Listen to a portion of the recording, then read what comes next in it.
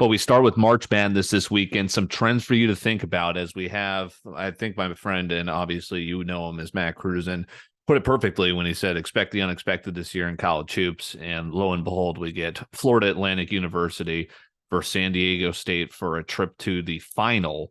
And UConn faces Miami, a little bit more traditional, but the one seeds don't make the Elite Eight for the first time in like 50 years. And we're going to have some craziness. We've had some madness, and it's still about to continue here this weekend with the Final Four. So some trends for you to think of as we hope to inform you and your bets this weekend. 100% of the national champions, I think this is since like the 80s, so right around that 50-year sample size, have been to their conference semifinal in the postseason tournament. All teams check that box.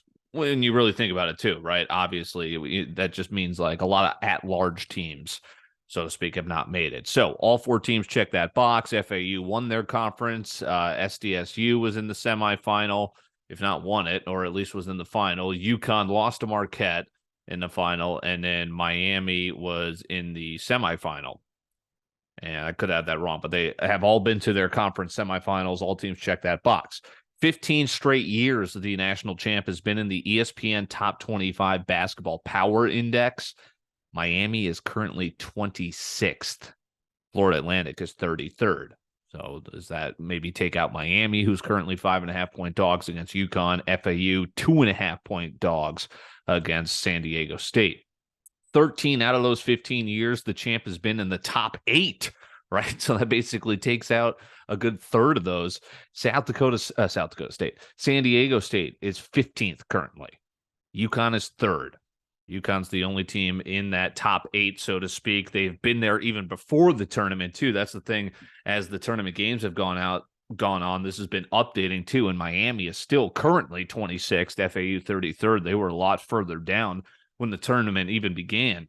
The only 2 years the champ was outside the top 8, it was only 2 times, and both times were the same school, the University of Connecticut. Something's in the water. It's Storrs, Connecticut. They won it in 2011 with Hall of Famer Jim Calhoun. They won it in 2014 with Kevin Ali, of all people. And I think for what it's worth, they're going to win it again this year. They might be a blue blood. You might have to put them up there. 4 straight tournaments. This is my own trend, right? So while I've done the research, so the conference tournament one we've seen floated around. That's not even a great stat. I like the BPI one, the Basketball Power Index. That's my own research there. This is another my own research trend here. A little bit smaller sample size, but 4 straight tournaments, and it includes the overlap of COVID, which is interesting. So 4 straight tournaments that the winner was bounced in the first weekend in the prior year's tournament's first weekend. So it started with Villanova in 16, did not make it to there, or 17, did not make it to the Sweet 16. Next year, they went on, won the title. Virginia, obviously, in there, lost in the first round, became the first 16 seed, upset over a 1 seed. Obviously, again, happened this year, Purdue losing as well, but Virginia then would bounce back and win it the following year. Is Purdue a nice bet next year? Who knows? But there are only 2 teams out of the 4 right now that check off that box, where it's been Baylor did the same thing, and so on. So it's been 4 straight tournaments that the winner was bounced in the first weekend in the year prior's tournament's first weekend. FAU did not make the tourney last year. Not sure what to really do with that. I mean, it's like, okay, so they weren't there.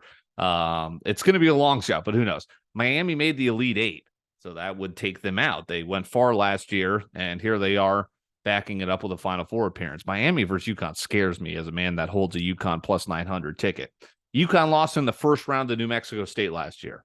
San Diego, that was a 5-12 matchup. San Diego State in an 8-9 matchup, lost in the first round to Creighton. They just came back and beat Creighton this year. So is it going to be UConn, San Diego State in the final if you put together all those criteria? And I think UConn cuts down the nets when it's all said and done. Just mentioned UConn. I grabbed them plus 900 before the Sweet 16. They are now currently favored at minus 139 wherever you're shopping at your respective books.